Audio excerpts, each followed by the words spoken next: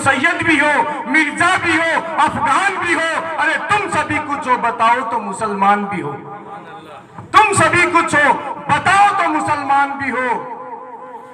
मेरे भाइयों, ये जो प्रोग्राम हो रहा है सवालों जवाब का, ये रतनगढ़ के इतिहास के अंदर पहली बार, अरे हिम्मत की दाद देनी चाहिए इन हजरातों की कि इन्होंने हिम्मत तो की है कि हम कौम के सवालों के जवाब देंगे।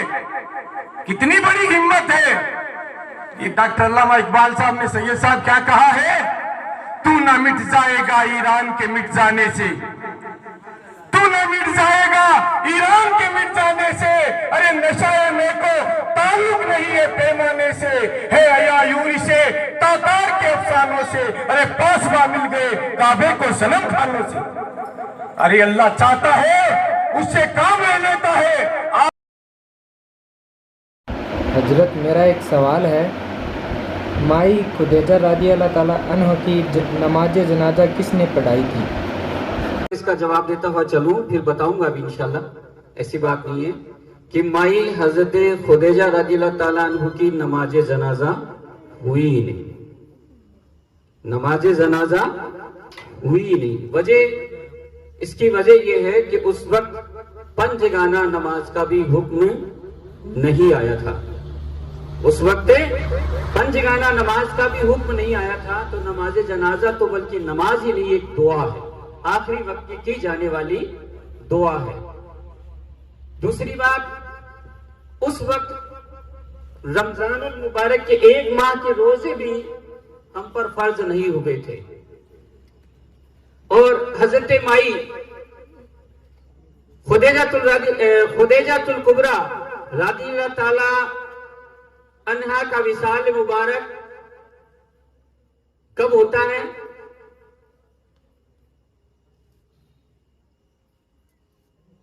हिजरत से 3 साल पहले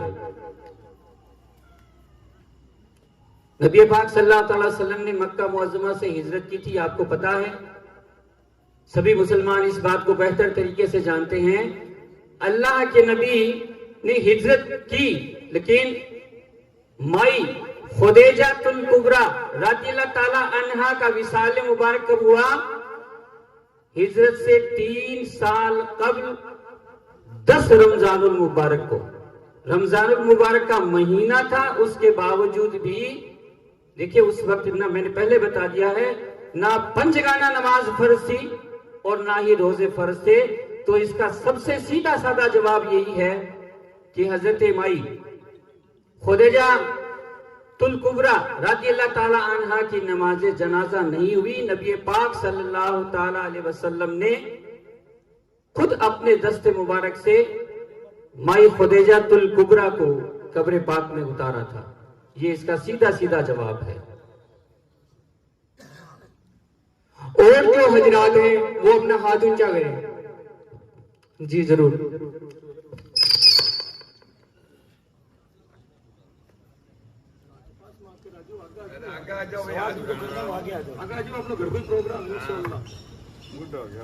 तो और भी सवाल करना चाहता है वो थोड़े और आगे आ जाओ, कुर्सियां पड़ी हैं यहाँ आगे।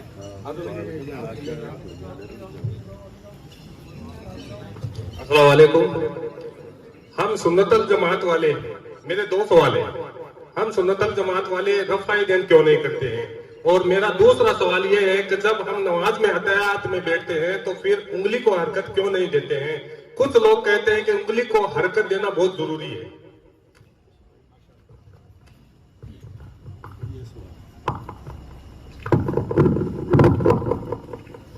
अस्सलामु अलैकुम। औज़ु बिल्लाहि मिनश शैतानिर रजीम, बिस्मिल्लाहिर रहमानिर रहीम। ये जो आपने सवाल अभी किया है ये रफ़ुल यदैन से मुताल्लिक है, और हम अहले सुन्नत वल जमात अहनाफ ये रफ़ुल यदैन के जो रुकू में जाते वक्त और रुकू से उठते वक्त किया जाता है, हम उसके कायल नहीं हैं। इसकी सबसे बड़ी दलील जो हम देते हैं वो शासिता की 3री किताब तिरमिज़ी शरीफ से देते हैं, जिसकी हदीस नंबर 257 नंबर हदीस है, जो हजरत अब्दुल्ला इब्ने मसूद रजी अल्लाह अन्हु से रिवायत है। इसमें ये रिवायत है कि अल-मुसन्नफ ली अली इब्ने अबी शैबा में हदीस नंबर 626 है, جس کی سند کچھ اس پرکار سے ہے کہ حدثنا حمیدیون، کہ ہم نے حمیدی سے سنا، اور حمیدی خود امام بخاری رحم اللہ کے استاد ہیں. وہ اخبرنا ثالث بن عبداللہ، اور انہوں نے کہا ہم نے ثالث بن عبداللہ سے سنی. وہ اخبرنا عبداللہ ابن عمر، اور انہوں نے کہا کہ ہم نے عبداللہ ابن عمر سے یہ حدیث سنی کہ محمد صلی اللہ علیہ وسلم نے ہمیں نماز پڑھائی اور صرف ایک ہی مرتبہ رفع الیدین کیا. اس کے علاوہ مصنف علی ابن ابی شیبہ میں حضرت علی رضی اللہ تعالیٰ عنہ سے بھی روایت ہے کہ نماز میں صرف ایک ہی مرتبہ رفع الیدین ہے. اس کے علاوہ ایک اور بک ہے جو ہے بک امام حمیدی کی کتاب میں، تو یہ حدیث نمبر 636 میں مینشن ہے، اور جبکہ امام ابن ابی شیبہ کی کتاب میں حدیث نمبر 2452 پر یہ مینشن ہے کہ نماز کے اندر صرف ایک ہی مقام پر رفع الیدین ہے. اور ہم جو احناف نماز میں ایک ہی مرتبہ رفع الیدین کے قائل ہیں وہ ان احادیث کی بنا پر ہیں. باقی جو رکوع میں جاتے وقت اور رکوع سے اٹھتے وقت ہیں ہم اس کے قائل نہیں ہیں، ہم اس کے ترک کے قائل ہیں. اس کا ترک صحابہ کی جماعت سے بالکل ثابت ہے. دوسرا جو آپ نے کوئسچن کیا تھا وہ کوئسچن تھا تشہد میں انگلی کے اشارے کرنے سے متعلق. اصل میں جو شہادت کی انگلی ہوتی ہے اس کو سبابہ کہا جاتا ہے، اور اس کو اٹھانے کی جو پروسیس ہے اس کو کہا جاتا ہے رفع سبابہ، یعنی انگلی کو اٹھانا یا حرکت دینا. اس کے بارے کے اندر جو احادیث مینشن ہے وہ سب سے پہلے صحیح مسلم شریف میں مینشن ہے. امام بخاری رحم اللہ نے اس سے ریلیٹڈ کوئی بھی احادیث اپنی بک میں نہیں لے کے آئے. ہو سکتا ہے ان کو اتنا کوئی ضروری مسئلہ نہیں لگتا ہوگا، لیکن امام مسلم رحم اللہ 1307 سے لے کر 1312 تک اپنی بک کے اندر صحیح مسلم کی جلد نمبر 2 میں 5 احادیث لے کے آئے ہیں جن میں انہوں نے بتایا کہ تشہد کے اندر ہاتھوں کو کہاں پر رکھنا ہے، رانوں پر رکھنا ہے، ہاتھوں کا جو اشارہ ہے وہ کیسے کرنا ہے. اب جو سوال اٹھتا ہے وہ تشہد میں باری باری انگلی اٹھانے سے ہے، تو اس سے ریلیٹڈ جو آنسر ہے وہ امام ابن ابی شیبہ کی کتاب میں ہے. اس کی جو حدیث نمبر ہے 8437 نمبر پر ہے، جس میں عروہ بن زبیر رضی اللہ عنہ سے روایت ہے کہ نماز میں تشہد میں انگلی کو صرف اشارہ کرنا ہے. اور انہوں نے بالکل، یہ اصحابی رسول ہے، انہوں نے نماز میں انگلی کو صرف اشارہ کرنے کا ہی حکم کیا ہے جبکہ حرکت دینے کو منع فرمایا ہے.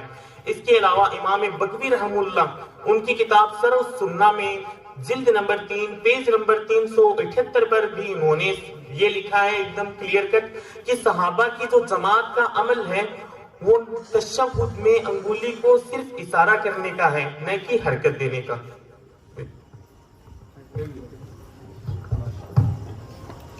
نیکسٹ سوال، اور جن حضرات کا جو نیکسٹ سوال ہے وہ آگے آ جائے.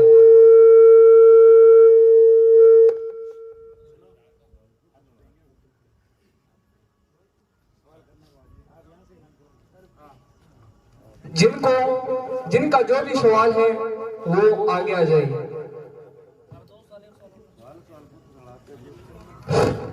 السلام علیکم. میرا سوال ہے، انسان جیسے قرضدار ہو گیا اور پہلے سارے نصاب تھا لیکن قرضدار ہو گیا، اور قرضدار ہونے کے بعد میں وہ قربانی کرنا چاہتا ہے اور زکوٰۃ بھی دینا چاہتا ہے اور عقیقہ بھی کرنا چاہتا ہے، تو کیا وہ قرضدار ہوتے ہوئے اس میں یہ سب چیزیں لاگو ہے یا کہیں کوئی معافی ہے؟ یہ میرا سوال ہے. السلام علیکم. یہ بھی بہت بہترین سوال ہے کہ قرضدار ہو گیا، پہلے صاحب مال و نصاب تھا اور قرضدار ہو گیا، تو کیا اس پر قربانی واجب ہے؟ عقیقہ کر سکتا ہے، قربانی کر سکتا ہے. چلیے، زکوٰۃ کا بھی کہا ہے کہ اگر قرضدار ہے تو یہ 3 چیزیں ہو گئی: قربانی کا کرنا، زکوٰۃ کا دینا اور عقیقہ کا کرنا. دیکھیے، اس کا سیدھا سادہ میں آپ لوگوں کو بتا دوں کہ پہلی بات کہ قربانی اور عقیقہ اور زکوٰۃ والی جو بات ہے وہ کس پر واجب ہے؟ جو صاحب مال و نصاب ہیں اس پر واجب ہے۔ بات قرض کی ہے، قرض کی میں کچھ تشریح کر دوں تاکہ بات جو ہے وہ پوری طرح سے سمجھ میں آ جائے۔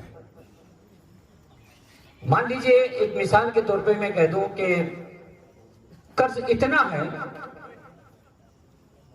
کہ انسان صاحب مال و نصاب تھا، اس قرض کو ادا کرنے کے چکر میں وہ غریب ہو گیا۔ قرض کو ادا کرنے میں اس کا سارا مال چلا گیا تو وہ غریب ہو گیا۔ اب غریب ہے تو نہ وہ قربانی کر سکتا ہے اور نہ ہی وہ زکوٰۃ دے سکتا ہے اور نہ ہی وہ عقیقہ کر سکتا ہے۔ اگر ان چیزوں کو ادا کرنے میں دو چیزیں، جیسے میں بتاؤں آپ کو کہ اگر کوئی قربانی کرنا چاہے، اگر کسی سے روپیہ ادھار لے کر وہ اگر کوئی بھی قربانی کا جانور خرید کر لاتا ہے اور اس کی قربانی کرنا چاہتا ہے تو وہ اس کے اوپر واجب ہی نہیں ہے۔ کیوں کہ قرض اتنا تھا۔ بھئی 2-4 ہزار روپے والی بات میں یہاں بات ختم نہیں ہوتی ہے۔ یہ سوچ لے کہ 4,000 روپے قرض ہے، 2,000 روپے قرض ہے تو ہم غریب ہو گئے، ہم پر قربانی واجب نہیں ہے، زکوٰۃ پھر واجب نہیں ہے، یا پھر عقیقہ ہم نہیں کر سکتے، ایسی بات نہیں ہے۔ میں نے کہا ایسا شدید قرض ہو جس کو چکاتے چکاتے انسان کی کمر میں کھم پڑ جائے۔ کہنے کا مطلب یہی ہے کہ اگر قرض شدید ہے، زیادہ ہے، پہلے صاحب مال و نصاب تھا، قرض کی ادائیگی میں سارا مال چلا گیا تو اس کے اوپر یہ تینوں ہی چیزیں لاگو نہیں ہیں۔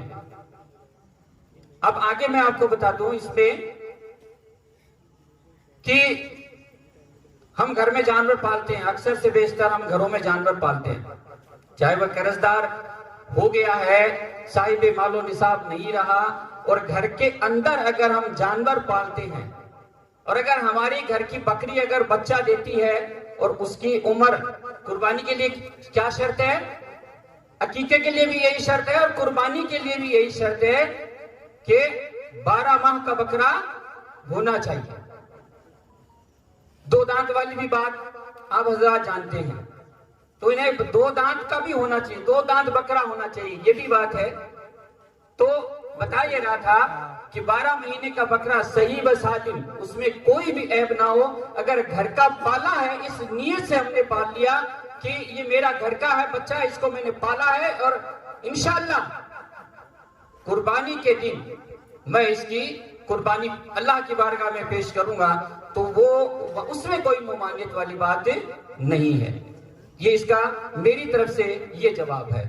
اور علماء کرام سے بھی بہت ساری جگہ میں نے سنا بھی ہے اور پڑھا بھی ہے، وہ بھی یہی کہتے ہیں کہ قرض دار، شدید قرض دار اگر کوئی ہے تو اس پہ یہ تینوں چیزیں واجب نہیں۔ السلام علیکم۔ اور جن حضرات کے جو کویشچن ہیں وہ آگے آ جائیں۔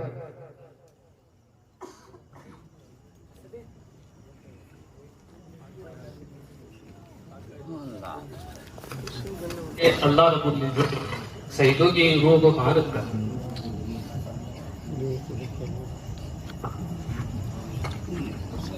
السلام علیکم۔ بہت ہی بہترین سوال کہ اللہ تبارک و تعالی شہیدوں کی روح کو کہاں رکھتا ہے۔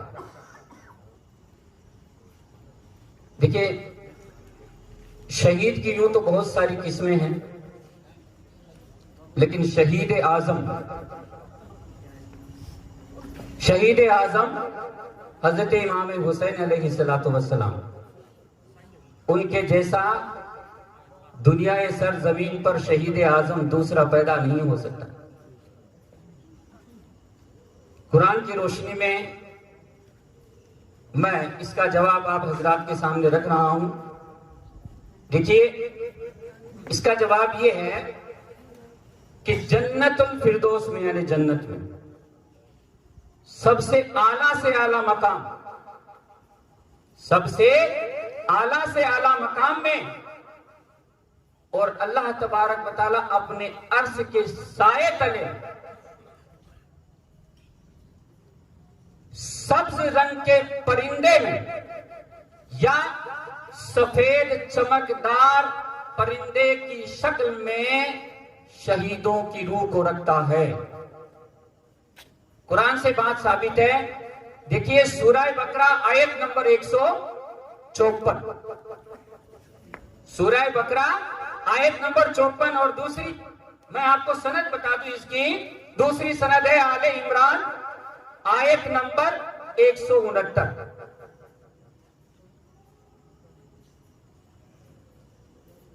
امام احمد رضا خان فاضل بریلوی کی مترجم کردہ کلام پاک یہاں موجود ہے جسے ہم کنز الایمان کہتے ہیں.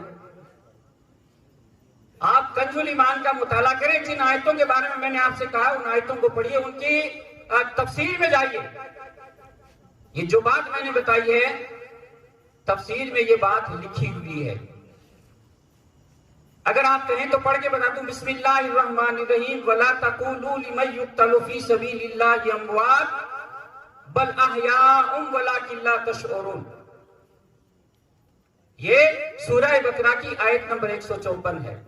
اور آل عمران والی جو سورت ہے آیت ہے اس میں تو اللہ تبارک و تعالیٰ نے فیصلہ کر دیا رزق بھی دیتا ہوں, یہ زندہ بھی ہیں, میں انہیں رزق بھی دیتا ہوں.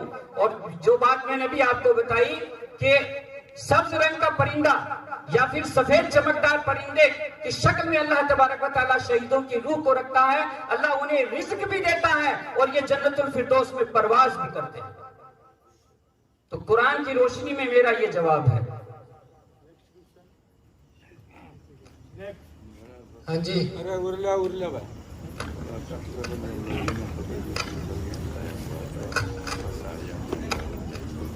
وہ عقیقے کے لیے ایک کیا جاتا ہے اور بچے کے لیے 2. آپ صحیح قرآن اور حدیث کی روشنی سے بتائیں. اور کتنے مہینے کا ہونا چاہیے جانور؟ ابھی آپ نے بتایا 1 سال کا عقیقے میں ہونا چاہیے. اس میں ذرا کنفیوژن ہے, ہمیں بالکل تسلی سے آپ بتائیے. اس میں یہ 1 سال کا نہیں ہے عقیقے. آپ ہمیں ثابت کر کے بتا دو, مان لیں گے آپ کی بات. عقیقے کے اندر اور ایک جانور کر سکتا ہے, لڑکے کا ایک جانور بھی کر سکتا ہے اگر ان کی مالی حالت کمزور ہے تو. 2 ضروری نہیں ہے. یہاں ہم لوگوں نے رسم بنا رکھی ہے, یہ غلط ہے کہ لڑکی کا 1 اور لڑکے کا 2 اور ایک. بتاؤ آپ ہمیں, بتا دو ساری صاحب سے. نہیں آپ بتاؤ, آپ بتاؤ. آپ نے جو ابھی سوال کیا کہ لڑکے کے تو 2 کیے جاتے ہیں اور لڑکی کے ایک ہی بکرا یا جو بھی بکری ذبح کی جاتی ہے. عقیقے کے اندر جو سب سے پہلی چیز ہے وہ ہونا ہے صاحب نصاب ہونا. اگر کوئی صاحب نصاب نہیں ہے تو بالکل اس کو کرنا کوئی ضروری نہیں ہے. سب سے پہلی چیز یہ ہے کہ وہ صاحب نصاب ہو. اور رہا آپ کا جو سوال, آپ نے کہا کہ یہ اس کی عمر میں آپ کو کنفیوژن ہے, تو آپ سب سے پہلے اس پر کوئی احادیث اگر آپ کو پتا ہے تو آپ اس میں اس کی عمر سے متعلق بتا سکتے ہیں, اور نہیں ہے تو 1 منٹ میں آپ کو بتاتا ہوں. بالکل 1 منٹ.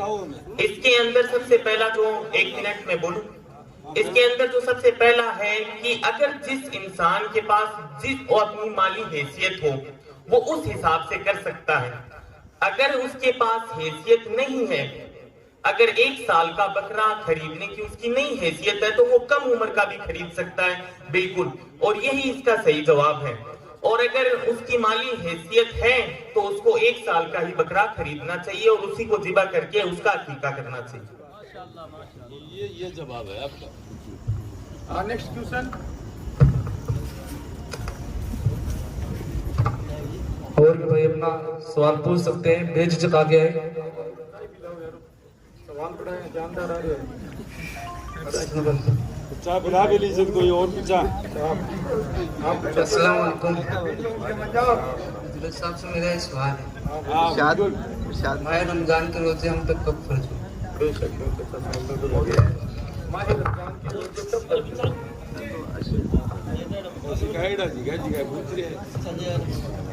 بھائی نے سوال پوچھا ہے ماہ رمضان کے روزے ہم پر کب فرض ہوئے؟ السلام علیکم. دیکھیں یہ بھی بہت بہترین سوال ہے کہ ماہ رمضان المبارک 1 ماہ کے مکمل روزے. دیکھیے روزہ جو ہے وہ قدیمی عبادت ہے. اس بات کا دھیان رکھنا، روزہ کیا ہے؟ قدیمی عبادت ہے. لیکن الگ الگ نبیوں پر، الگ الگ نبیوں کی امتوں پر الگ الگ دنوں میں الگ الگ روزے فرض تھے. حضرت ہمارے دادا آدم علیہ السلام سے لے کر حضرت عیسیٰ علیہ السلام تک ہم آ جاتے ہیں، اور پھر ہمارے نبی پاک صلی اللہ تعالی علیہ وسلم کی تو بات ہی کچھ اور ہے.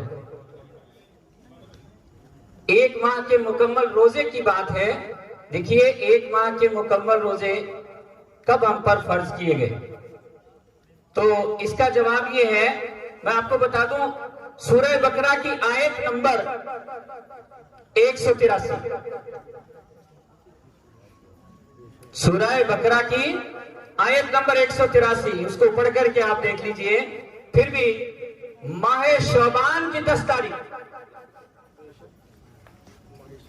ماہ شعبان کی 10 تاریخ پیر کے دن ہجری سن 2 میں اور مدینہ منورہ میں 1 ماہ کے مکمل روزوں کا رکھنے کا حکم آیا. 2 ہجری کی بات ہے، یہ پیر کا دن ہوتا ہے اور شعبان معظم کی 10 تاریخ ہوتی ہے. کلام پاک کی میں نے آیت آپ کو بتا دی ہے، سورہ بقرہ آیت نمبر 183.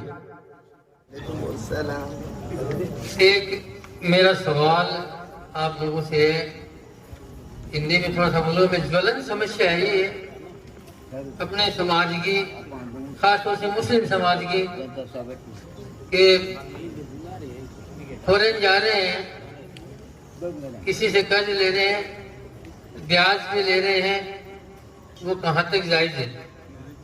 اسی کا دوسرا پارٹ ہے، جب وہ فورن میں رہ رہا ہے، کما رہا ہے، تو اپنے قرآن حدیث کی روشنی میں تھوڑا سا بتائیں کہ کتنے دن تک وہ وہاں اپنے پریوار سے دور رہ سکتا ہے، کتنے دن سے آ جائے. ایک ہی سوال کے 2. پھر ایک سوال اور، وہ بعد میں پہلے تھوڑا سا اس کا میرے کو جواب سبھی کے لیے ہے، یہ سبھی کے لیے. اس سے جڑا ہوا ایک اور سوال ہے، بینک میں لگ بھگ سبھی آج کل سب بینک سے جڑے ہوئے ہیں، سارا کام آن لائن ہو رہا ہے، انٹرسٹ آ رہا ہے، وہ کہاں تک جائز ہے؟ قرآن حدیث کی روشنی میں اگر سب بیٹھے ہوئے ہیں، سب کے فائدے کی بات ہے، اگر آپ بتاؤں.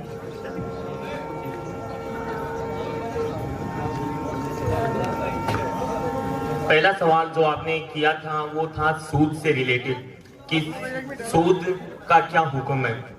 تو اس پر تو بالکل ایک دم کلیئر کٹ احادیث ہیں، شاید 6 میں احادیث ہیں کہ محمد صلی اللہ علیہ وسلم کا فرمان ہے، آپ نبی پاک صلی اللہ علیہ وسلم نے فرمایا کہ جس شخص نے بھی سود لیا یا دیا یا اس کی لکھا پڑھی کی، تو یہ ایسا ہے کہ اس نے اپنی ماں کے ساتھ 36 بار زنا کیا. یہ تو اس کا وہ کہتے ہیں نا کبھی ترین گناہ کا عذاب ہے. اور جو آپ نے دوسرا سوال کیا تھا کہ ایک شخص اگر وہ ودیش میں اگر کام کرتا ہے تو وہ کتنے ڈیوریشن تک اپنے گھر سے باہر رہ سکتا ہے، تو اس کے بارے میں حضرت عمر رضی اللہ تعالیٰ عنہ نے ایک سسٹم کریٹ کیا تھا کہ انہوں نے ایک تو اپنا فوجی سسٹم کریٹ کیا تھا اور ایک انہوں نے اپنا پولیس سسٹم کریٹ کیا تھا. تو جو فوج ہوتی ہے نا وہ سیما کی رکشا کے لیے انہوں نے رکھ رکھی تھی، تو ان کو حضرت عمر رضی اللہ تعالیٰ عنہ 4 مہینے کی ہی ٹائم دیا کرتے تھے. 4 مہینے ان کو وہ سیما کی سرکشا پر لگائے رکھتے تھے اور 4 مہینے کے بعد ان کو گھر پہ بھیج دیا کرتے تھے. یہ ان کا سسٹم تھا اور ان کا یہ پرسنل ماننا تھا، یہ ان کا اجتہاد تھا کہ کوئی بھی شخص کو جو ہائیسٹ مدت ہے اپنے گھر سے یا اپنی بیوی سے دور رکھنے کی رہنے کی وہ 4 منتھ ہی ہے، 4 منتھ سے زیادہ نہیں رہنا چاہیے. لیکن ہمارا جیسے سسٹم کریٹ ہو گیا ایک، تو اب اس سے ہمیں ویسے پرہیز کرنا چاہیے اور کوشش یہ کرنی چاہیے کہ یہاں پر ہی روزی تلاش کریں، اور اگر نہ ہو تو پھر تو وہ بالکل عورت سے اجازت لے کر مرد جا سکتا ہے بالکل. اور تیسرا سوال बैंक से इंटरेस्ट लेना, बैंक से इंटरेस्ट लेना, इंटरेस्ट चाहे किसी भी प्रकार का, इस पर दो राय है असल के अंदर कि इंटरेस्ट किसी भी प्रकार का हो, ब्याज लेना वो बिल्कुल हराम है। और एक दूसरा जो अहनाफ का फतवा है, अहनाफ का ये फतवा है कि अगर किसी जगह इस्लामी हुकूमत ना हो, गैर इस्लामी हुकूमत हो, जैसे इंडिया है या और कोई जगह हो, अमेरिका वगैरह, जहां पर गैर इस्लामी हुकूमत हो, तो वहां बैंक से इंटरेस्ट लिया जा सकता है। और इसके बारे में जो फतवा है हुजूर ताजुश शरिया अलैहि रहमा वगैरह ने इस पर दस्तखत कर रखे हैं कि जो गैर इस्लामी हुकूमत में बैंक से इंटरेस्ट लिया जा सकता है, अलबत्ता जबकि और कोई व्यक्ति से अगर हम लेंगे तो वो बिल्कुल हराम की कैटेगरी में ही रखा जाएगा। Next question. हाँ जी, कोई और भाई सवाल पूछना चाहता है तो अपना हाथ खड़ा करें। हाँ जी जी, अस्सलामु अलैकुम रहमतुल्लाहि व बरकातहू। मेरा सवाल ये है कि शिरक किसे कहते हैं? शिरक किसे कहते हैं?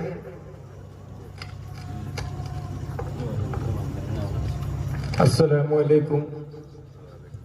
भाई ने शानदार क्वेश्चन किया है, शिरक किसे कहते हैं। अगर उम्मत को इस चीज का मालूम हो जाए तो इंशाअल्लाह के शिरक किसे कहते हैं, तो शिरक सबसे बड़े गुनाह को शिरक कहते हैं। शिरक सबसे बड़े गुनाह को शिरक कहते हैं।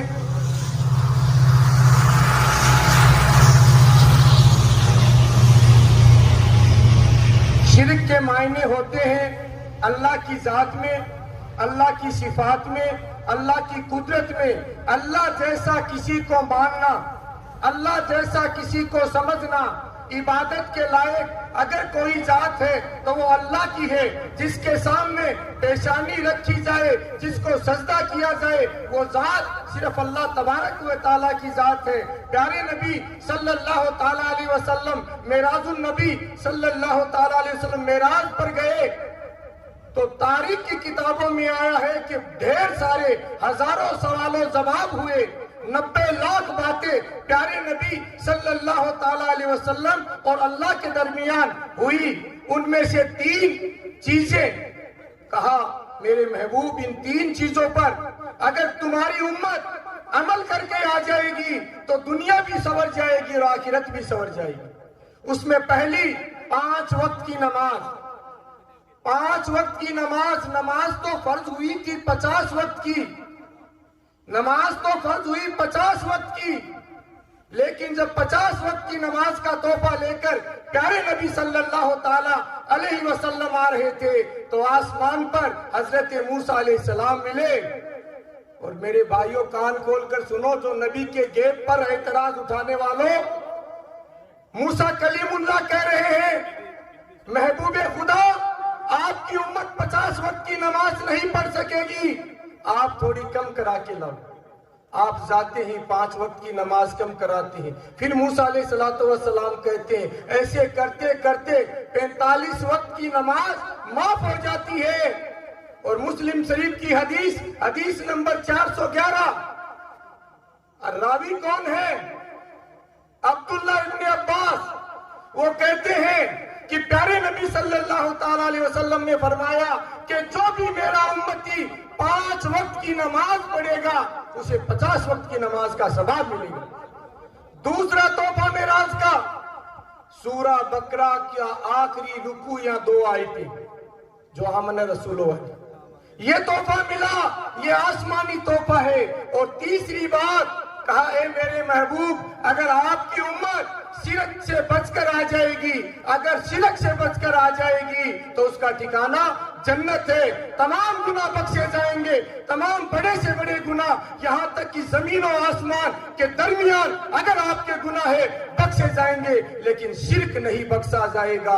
तो मेरे भाइयों, अल्लाह जैसा किसी को मानना, अल्लाह जैसा किसी को समझना, उसकी जात में, उसकी सिफात में समझना, ये शिरक है मेरे भाइयों। प्यारे नबी सल्लल्लाहु ताला अलैहि वसल्लम ने फरमाया कि आपको कोई अगर खोलते हुए तेल में डाल दे फिर भी अल्लाह के साथ आप शिरक मत करना, ये शिरक है। Next question. हाँ जी, तो कोई और भाई है जिनका कोई क्वेश्चन है? अस्सलाम वालेकुम। जो तकबीर से शाम तक आजो बैठो, डालो तेहबान लेकर आओ और आजो, अरे कुर्सी लेकर बैठ जाओ। और बिल्कुल हम सुन्नत वल जमात के मानने वाले हैं, हम गौस और ख्वाजा के मानने वाले हैं। दिन उठ जाएगा हम सवालों के जवाब देते जाएंगे। अब अजमेर से आ रहे हैं जवाब, अब बगदाद से आ रहे हैं, मदीना मुनव्वरा से जवाब आ रहे हैं। हाँ तो भाई साहब सवाल तो पूछो भाई। अभी दादा जी अगर सवाल बन तो कोई दिक्कत वाली बात नहीं। एक्स वाई जेड इंशाअल्लाह कोई भी, ये बहुत बड़ा चैलेंज है और मैं भी प्रोफेसर ताहिरुल कादरी के मानने वाला हूँ। कोई भी सवाल अगर पूछना चाहे तो पूछ लो, कोई भी सवाल पूछना चाहे तो पूछ लो, इंशाअल्लाह हम जवाब देने के लिए तैयार है। तंज मत कसो, मुंह से गाली गलौज मत करो और तानाकशी मत करो। अरे हम भी, मैंने कहा था मंफात एक है, इस कौम का नुकसान भी एक, हरम पाक भी, अल्लाह भी, कुरान भी एक, की बड़ी बात होती है जो मुसलमान भी एक। ला इलाहा इल्लल्लाह मुहम्मदुर रसूलुल्लाह का ख्याल करो। अस्सलाम वालेकुम। आप हजरात से मेरा एक सवाल है, काला खिताब लगाना कैसा है?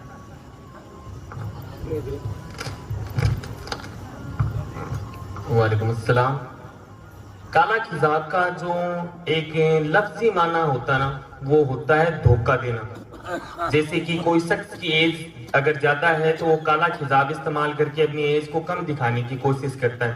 इससे रिलेटेड एक अहादीस है जो अबू दाऊद शरीफ में 3538 नंबर पर है और एक है 4212 नंबर पर। इसमें हजरत अब्दुल्ला इब्न अब्बास रजी अल्लाह अन्हु से रिवायत है कि मोहम्मद सल्लल्लाहु अलैहि वसल्लम ने फरमाया कि अन करीब कयामत के करीब मेरी उम्मत में से कुछ ऐसे शख्स आएंगे जो कबूतर की पीठ की तरह काला खिताब इस्तेमाल करेंगे और वो कयामत के बाद जन्नत की खुशबू भी नहीं ले पाएंगे। तो असल में इससे इस अहादीस की बिना पर ज्यादातर जो उलमाए किराम है उनका यही फरमान है कि काला खिजाब की इस्तेमाल करना मना है, लेकिन अलबत्ता कुछ फुकाए किराम होते हैं वो काला खिजाब इस्तेमाल करने की इजाजत देते हैं, क्योंकि वो इजाजत भी उनके लिए दी गई जैसे कोई मुनाज़िर इस्लाम हो या कोई मुजाहिद हो, ताकि उनका रोब होते हैं उनके मुखालिफिन पर ज्यादा बढ़ जाए, इसलिए उनको काला खिजाब इस्तेमाल करने की इजाजत दी गई। हाँ जी, अस्सलाम वालेकुम। तो मेरा सवाल ये है आप सभी से कि इस्लाम के नजदीक बार बार गुनाह करना और बार बार तौबा कर लेना कैसा है?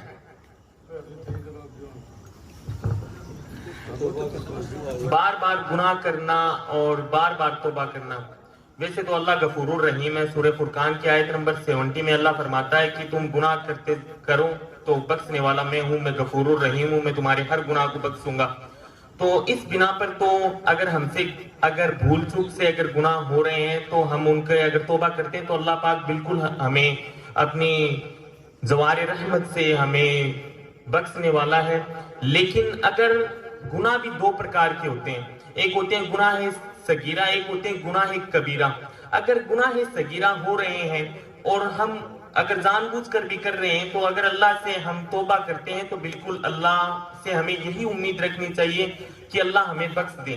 लेकिन गुनाह कबीरा जो बड़े बड़े गुनाह होते हैं जैसे शिर्क होते हैं, सूद वगैरह होते हैं, जिना होते हैं, अगर इनको जानबूझ करके अगर कोई करे और फिर वो तौबा करे तो बिल्कुल उम्मीद तो यही है कि अल्लाह पाक उन्हें बख्श देगा, लेकिन कल क़यामत के दिन उसे इन गुनाहों का अजाब जरूर मिलेगा। नेक्स्ट क्वेश्चन है अनीस भाई का, तो अनीस भाई। अस्सलाम वालेकुम। मेरा सवाल यह है कि औरतों का मजार पर जाना कैसा है?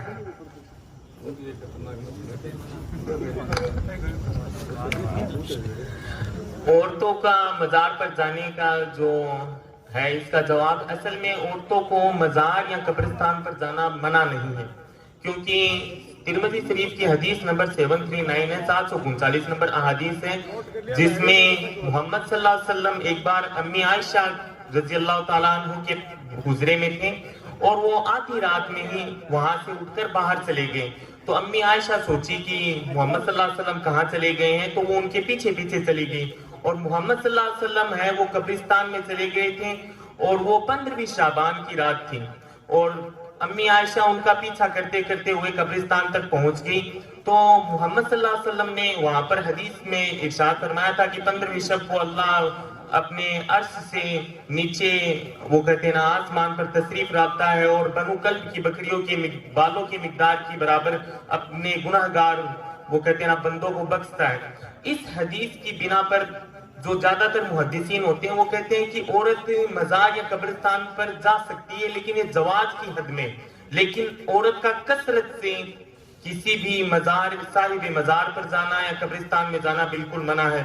اس کے بارے میں اعلیٰ حضرت رحم اللہ نے جو لکھا ہے اپنی بک احکام شریعت کے اندر, اور جو فتاوی رضویہ میں انہوں نے الملفوظ کے اندر جلد نمبر 2 پیج نمبر 107 پر یہ بتایا ہے کہ عورت کا کثرت سے مزار پر جانا بالکل منع ہے. اور عورت اگر ارادہ کر کے اگر کہیں پہ جائے تو جب تک وہ ارادہ کر کے اپنے گھر سے نکلتی اور واپس گھر تک نہیں آتی تب تک فرشتے اس پر لعنت کرتے رہتے ہیں.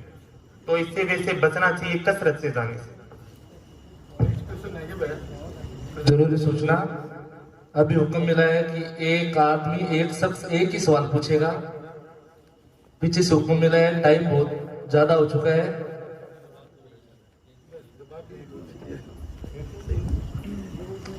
تو اگلا سوال ہے بھائی عرفان کا. تو عرفان بھائی آپ اپنا سوال پیش کر سکتے ہو.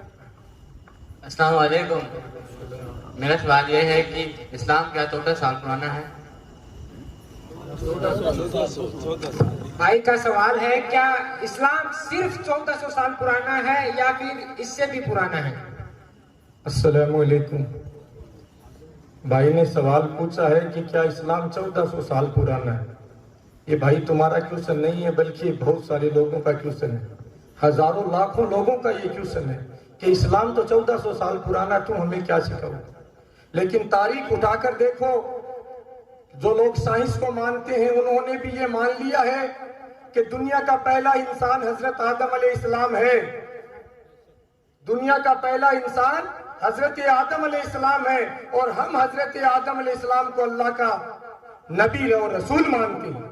تو بتاؤ کہ اسلام 1400 سال پرانا ہوا یا صدیوں صدیوں پرانا ہوا؟ آدم علیہ السلام سے آپ کا کلمہ بھی یہی تھا. آپ کی امت یہ کلمہ پڑھا کرتی تھی, لا الہ الا اللہ آدم صفی اللہ.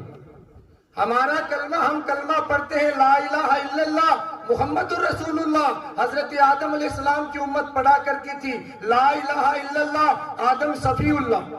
پھر آ جاؤ پھر نیچے سے, حضرت عیسیٰ علیہ السلام کو ہم نبی مانتے ہیں. ہمارا ایمان ہے کہ وہ نبی ہے. ان پر آسمانی کتاب انجیل نازل ہوئی ہے جسے انگریزی کے اندر بائبل کہتے ہیں, اور بائبل کے 2 بھاگ کر دیے, ایک اولڈ ٹیسٹامنٹ ایک نیو ٹیسٹامنٹ. اس میں بھی ہمارے نبی کی گواہی ہے.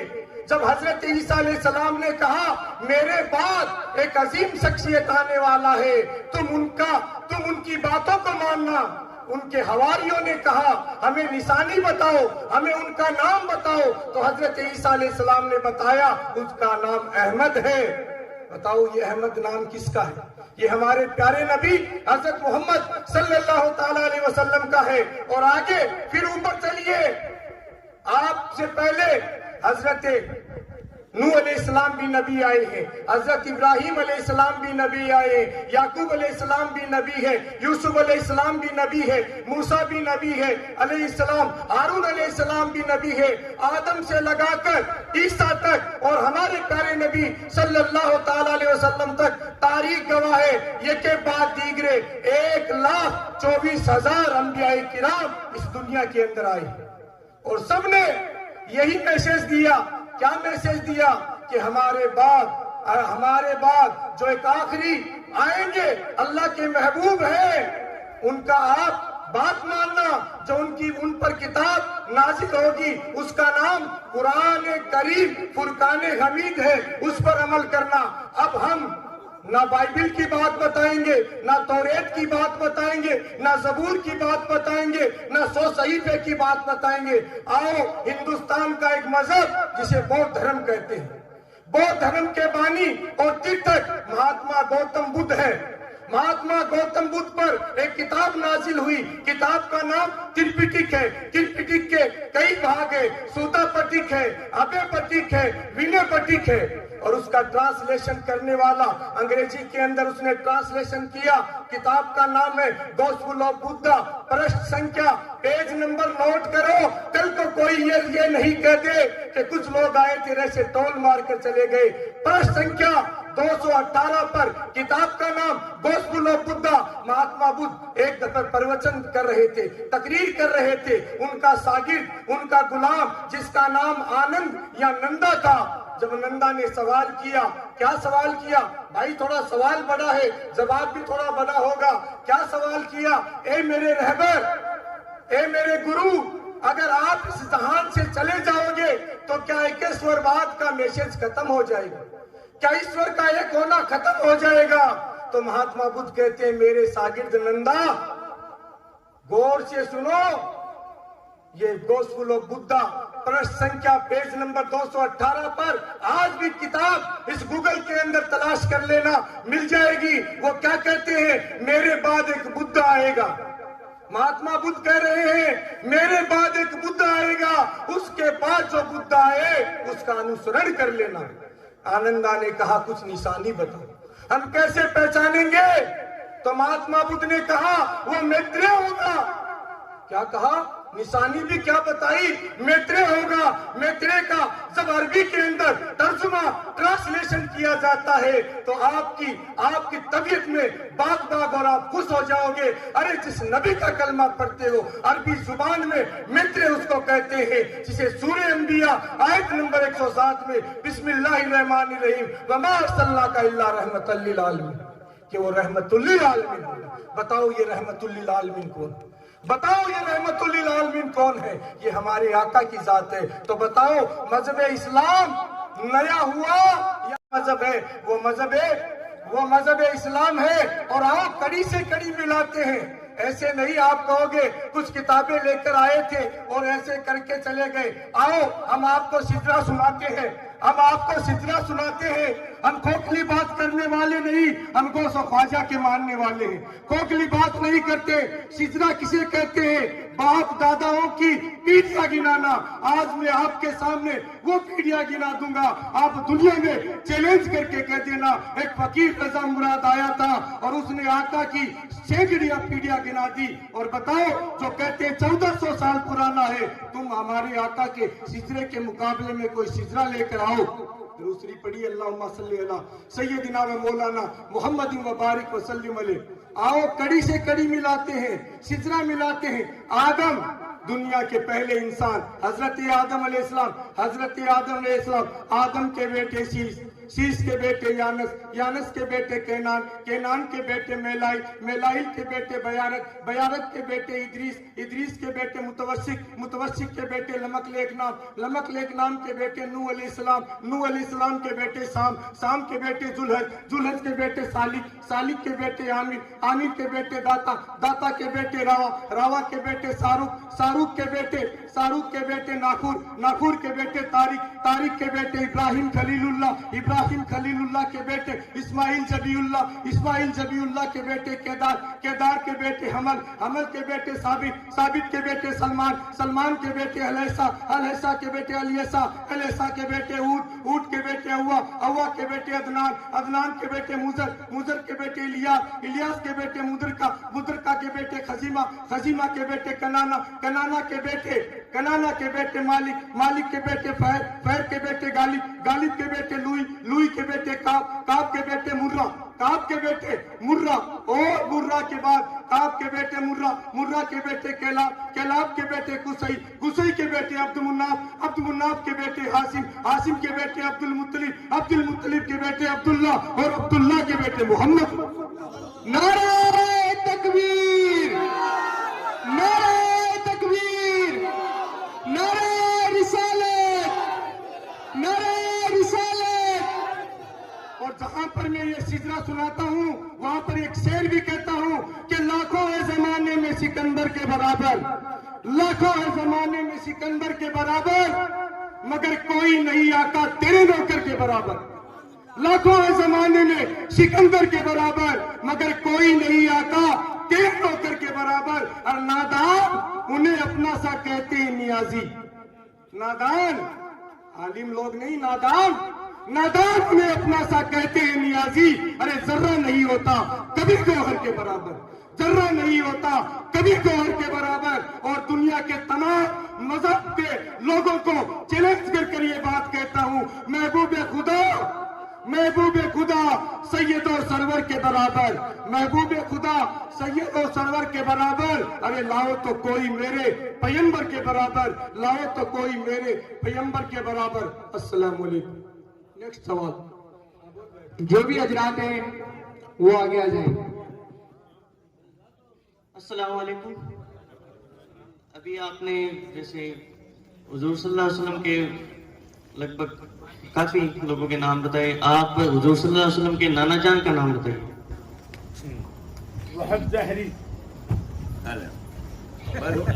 سوال ہے یہ تو ہمارے صوفی صاحب توتیا رتن گڑھ، ان کو بھی کم نہیں ماننا ہے، یہ توتیا رتن گڑھ ہے، اور یہ ایسی شخصیت ہے جو سنسکرت کے اندر نعت پڑھتے ہیں آقا کی، کتنی بڑی ان کی شان ہے، ان کی زیارت کرنا کتنا بڑا ثواب کا کام ہے۔ توتیا رتن گڑھ، مولانا ظفر صاحب نے جواب دے دیا آپ نے۔ Next question.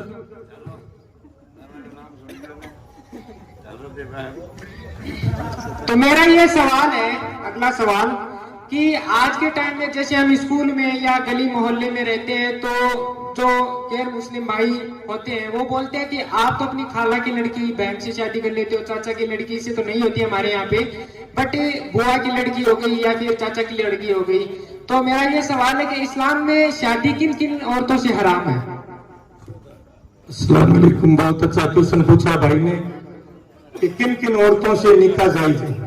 رہا سوال چاہے کوئی غیر مسلم سمجھے یا کوئی مسلمان کلمہ پڑھنے والا سمجھے، ہمارا آئین، ہمارا قانون قرآن کریم فرقان حمید، ہمارا قانون قرآن کریم فرقان حمید ہے۔ اور پارہ نمبر 4، امام صاحب توجہ کے ساتھ سننا، ایسا بیٹھے ہیں، امام صاحب بیٹھے ہیں، حضرت، پارہ نمبر 4 سورہ نساء آیت نمبر 23 اور 24، گھر جا کر انشاءاللہ ٹرانسلیشن اس کا دیکھ لینا۔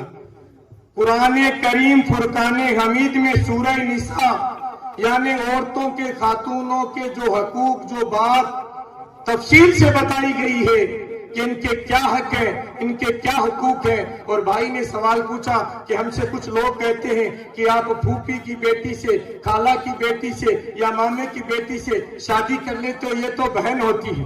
میرے بھائیوں، قرآن کریم میں ایک لسٹ ہے، ایک لسٹ آیت نمبر 23 سے لگا کر 24 تک کہ ان عورتوں سے نکاح حرام ہے۔ تمہاری مائیں، سگی ماں اور سوتیلی ماں سے نکاح حرام ہے، تمہاری بیٹیوں سے نکاح حرام ہے، تمہاری بہنوں سے نکاح حرام ہے، تمہاری پھوپھیوں سے نکاح حرام ہے، تمہاری خالاؤں سے نکاح حرام ہے، تمہاری بھتیجیوں سے نکاح حرام ہے، تمہاری بہنوں سے، بھانجیوں سے نکاح حرام ہے، تمہاری رضائی ماں یعنی دودھ پلانے والی عورت سے نکاح حرام ہے، تمہاری دودھ پلانے والی ماں یعنی رضائی ماں کی بیٹی رضائی بہن سے بھی نکاح حرام ہے، ان عورتوں سے نکاح حرام ہے۔ مجھے کیا بتایا قرآن کریم فرقان حمید میں پارہ نمبر 4 سورہ نساء پہ کیا فرمایا کہ جو اگر آپ نے کسی عورت سے نکاح کیا، اس عورت کے ساتھ جو بیٹی آئی اسے عربی میں ربیبہ کہتے ہیں، ربیبہ سے نکاح حرام۔ اور سنیے قرآن کیا کہتا ہے، ساس سے نکاح حرام، آپ اپنی ساس سے نکاح نہیں کر سکتے، حرام۔ بیٹے کی بہو سے نکاح حرام، یہ میں نہیں، اللہ کا قرآن کہہ رہا ہے، قرآن سورہ نساء آیت نمبر 23 اور 24 کہ بیٹے کی بہو آپ پر حرام ہے۔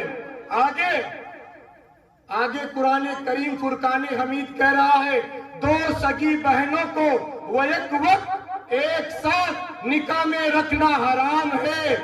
ہم خطبہ سنا کرتے تھے ہمارے بزرگوار سے, ہمارے دادا جی سے, کیا سنتے تھے, یا مرے اس کی بہن یا دے طلاق.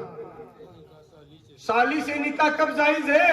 یا تو اس کی پہلے والی بہن کو طلاق دے یا وہ مر جائے تب آپ شادی کر سکتے ہو. وہ ایک وقت میں آپ دو بہنوں کو ایک ساتھ ایک بیڈ پہ نہیں رکھ سکتے. آگے قرآن کریم کیا فرما رہا ہے؟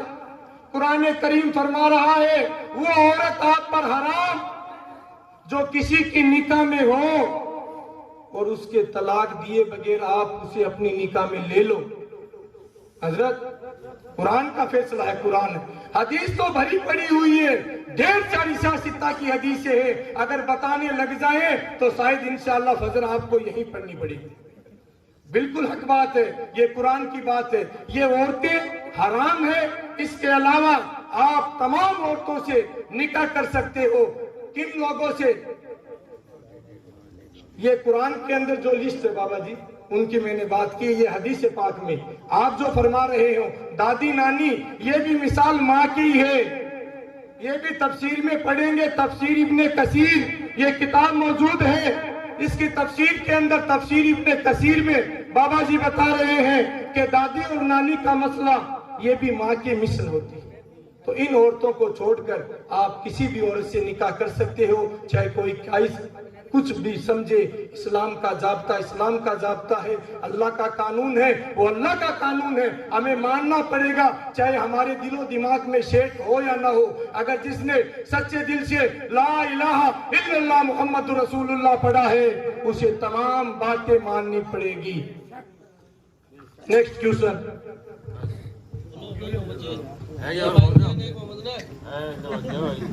ٹھیک ہے, میرا ایک سوال ہے, آج کل جو باڈی اسپرے جو چلن میں ہے بدن پر لگانا اسلام کے نزدیک کیسا ہے؟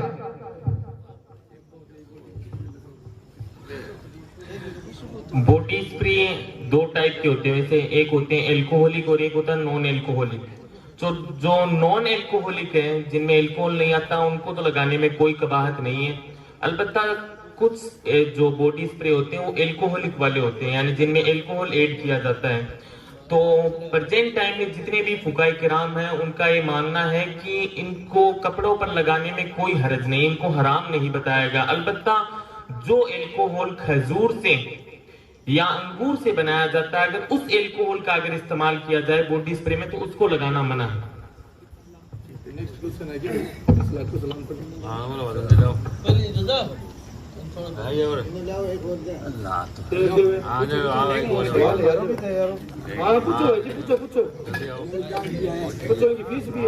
السلام علیکم صاحب, ہمارا ایک سوال ہے, جیسے یہاں لڑکیاں کم ملتی ہیں, باہر سے لڑکی لے کے آتے ہیں, وہ لڑکی ہندو ہوتی ہے اس سے بھی نکاح کرتے ہیں, یہ صحیح ہے کہ نہیں یہ بتائیے. دیکھو بھائی کا بہت اچھا سوال ہے. آج بہت سی قوموں کے اندر لڑکیوں کی کمی ہے. وہ کمی کس لیے ہے؟ یہ تمہاری وجہ سے ہی ہے. عورتوں میں کمی وہ بھی تمہاری وجہ سے ہی ہے, کیونکہ باہر سے جو لڑکی لائی جاتی ہے اگر کلمہ پڑھنے والی ہے, مسلمان کا مسلمان سے نکاح ہے, مسلمان کا مسلمان سے نکاح ہے, مسلمان کا کتاب والی عورتوں سے بھی نکاح ہے. سورہ مائدہ آیت نمبر 5 کیا کہتا ہے؟ کتاب والی عورت سے آپ شادی کر سکتے ہو, آپ عیسائیت سے شادی کر سکتے ہو اگر وہ اللہ کو ایک جانے اور عیسیٰ علیہ السلام کو نبی جانے, آپ اس عورت سے نکاح کر سکتے ہو, یہ اجازت ہے. اگر یہودی دھرم والی سے کر سکتے ہو, اللہ کو ایک جانے اور موسیٰ علیہ السلام کو اللہ کا نبی جانے. آج یہ جو کتابی عورتیں ان سے آپ نکاح کر سکتے ہو. رہا سوال اگر آپ دوسرے اسٹیٹ سے یا دوسری کنٹری سے لاتے ہو تو میرے بھائیوں, اگر کوئی غیر مسلم ہے تو اگر وہ کلمہ پڑھ کر مسلمان ہو جائے تو آپ کی آخرت سدھر جائے گی. اور اگر وہ اپنے مذہب پر ہے بنا کتابی ہے تو میرے بھائیوں یہ بہت بڑا گناہ, مسلمان کا مسلمان سے نکاح. नेक्स्ट क्वेश्चन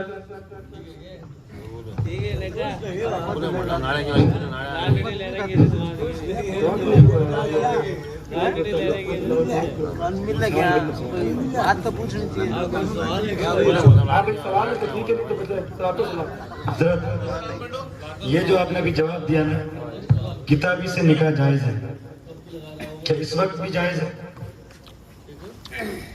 जब किताबी असल अपनी हालत में नहीं रहे, यहूदियत और ईसाईयत जो है उन्होंने किताबों में तब्दीली कर ली है, तो कि इस वक्त भी जायज हजरत आपने बहुत अच्छी बात की। मैंने क्या कहा कि किताबी औरत जो अल्लाह को एक माने और मूसा अलैहिस्सलातो जैसे यहूदी है जो मूसा को नबी माने, पढ़े ला इलाहा इल्लल्लाह मूसा कलीमुल्लाह, यानी नहीं है कोई माबूद अल्लाह के सिवा, और मूसा अलैहिस्सलाम अल्लाह के ये कलीम बंदे, अल्लाह से बात करने वाले। सत्य ये है कि वो मूसा के दीन पर हो। आज इन लोगों ने अपनी किताबों में तहरीफ कर दी है, तो आप निकाह नहीं कर सकते हो। आज ईसाईयत ने अपनी किताबों में तहरीफ कर दी है, आप निकाह नहीं कर सकते हो। आप दाऊदियों से शादी नहीं कर सकते हो, इन्होंने अपनी किताब में तहरीफ कर दी है। शर्त मैंने क्या बताई कि वो अल्लाह को एक जाने और अपने नबी को नबी जाने, तभी वो शादी कर सकते। नेक्स्ट क्वेश्चन, एक सरदार सर से आरिफ भाई हैं जो व्हाट्सएप के जरिए से एक सवाल पूछ रहे हैं। वो पूछ रहे हैं कि सर के बाल मर्द को बढ़ाना इस्लाम में कैसा है? सर के बाल मर्द को बढ़ा सकता है, लेकिन उसकी लिमिट बताई गई है। लिमिट है कि कंधों से ज्यादा नहीं होने चाहिए, क्योंकि कंधों से ज्यादा रखना औरतों की मुशाहबत हो जाता है, तो इसको मना बताया गया है। और आला हजरत फाजिल बरेलवी ने भी इसको अहकामी शरीयत के अंदर पेज नंबर 126 पे मना फरमाया, और इसको फतावा रिज़विया में भी इसको कंडेम किया है कि मर्द को कंधों से नीचे बाल रखना, जैसे कि मलंग और मुजावर रखते हैं, ये बिल्कुल हराम और मना है। साहिल भाई ये पूछना चाहते हैं कि पंजगाना नमाज जो है वो कब हुई?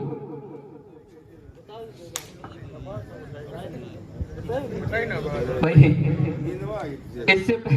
इससे पहले ये सवाल तो नहीं आया था, लेकिन एडवोकेट रजा मुराद अलवी ने जवाब दे दिया, शायद आप लोगों के जहन में नहीं है। इसमें जो एक बात थी वो मैं बता देता हूँ। 27 रजब मेराज की रात, हफ्ते की रात है, ये इतना बता देता हूं। 27 रजब मेराज की रात, हफ्ते की रात, और हिजरत से 1.5 साल कबल 50 वक्त की नमाज अल्लाह के नबी में अल्लाह से मुलाकात करने गए। मेराज की रात को गए 27वीं शब रजब के महीने की। ये बात रजा ने आपको बखूबी पूरी एकदम तहरीर के साथ बता दिया है, तो इसका तो कोई मतलब ही नहीं रहा है।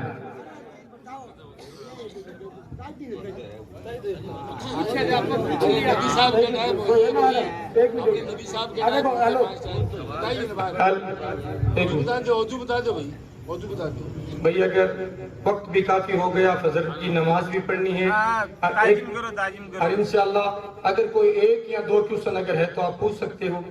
1 या 2 क्वेश्चन भी छोड़ दे, कल कोई ऐसा ना कहे कि हमारा क्वेश्चन बाकी रह गया।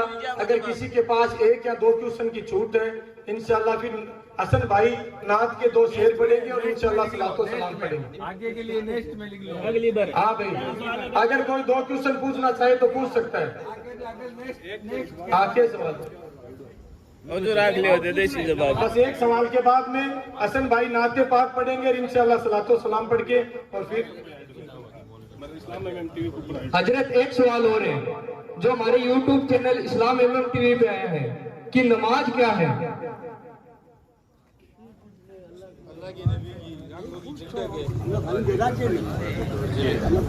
चलो इंशाल्लाह एक मिनट इत्मीनान और सुकून से आप इस बात के गवाह हो कि रतन सर जमीने रतनगढ़ में आप गवाह हो कि ये प्रोग्राम पहली बार हो रहा है। और मैंने डॉक्टर अल्लामा इकबाल के शेर से आपको इशारा भी कर दिया था, समझदार के लिए इशारा कर। भाई ने सवाल पूछा है नमाज किसे कहते हैं। बहुत अच्छी बात है कि 1450 साल बाद में किसी ने क्वेश्चन तो किया तो कि नमाज किसे कहते हैं। बिल्कुल हर चीज की डेफिनेशन है हर चीज की परिभाषा है, हर चीज का तर्जुमा है। नमाज संस्कृत का लफ्ज है। हेलो भाई साहब देखो, नमाज संस्कृत जुबान का लफ्ज है। अब आप कहोगे क्या बात कर रहे हो? नमाज संस्कृत का लफ्ज है और दो शब्दों से मिलकर बना है। वो दो शब्द कौन से? नम अज, झुक जा उसके लिए। किसके लिए? एकम ब्रह्म दित्य नास्ते नहे नास्ते किंचन, उस अल्लाह के लिए, उस ला इलाहा इल्लल्लाह के लिए। किसके आगे झुक जाओ? नम अज, झुक जा उसके लिए। एको देवे सर्वभूतेषु गुणे सर्वभूतांतरात्मा कर्मा देख सर्वधिकादिवासी साक्षी जेतो केवलो निर्गुणस्य। ये सूरह इखलास का संस्कृत में तर्जुमा है मेरे भाइयों। कुल हु अल्लाहु अहद, कह दो कि अल्लाह एक है। उसकी बेहतरीन इबादत का नाम नमाज है।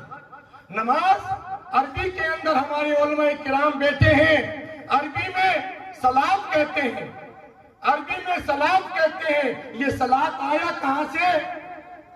ये आया कहां से? ये सुरियानी जबान के सन से आया है। सुरियानी जबान और इब्रानी जबान दुनिया की कदीम जुबानें हुआ करती थी और ये सुरियानी जबान के सल से आया है। सल का मतलब क्या होता है? राबता कायम करना, ताल्लुक कायम करना। तो मेरे भाइयों, नमाज क्या है? अस्सलातु मिराजुल मोमिनीन, अस्सलातु मिराजुल मोमिनीन। कि प्यारे नबी सल्लल्लाहु अलैहि वसल्लम ने फरमाया कि जो कोई मेरा उम्मती अगर अल्लाह से मिलने की ख्वाहिश रखता हो तो वो नमाज को, पंचगाना नमाज को कायम करे। और मुस्लिम शरीफ की हदीस है कि जब बंदा नमाज पढ़ता है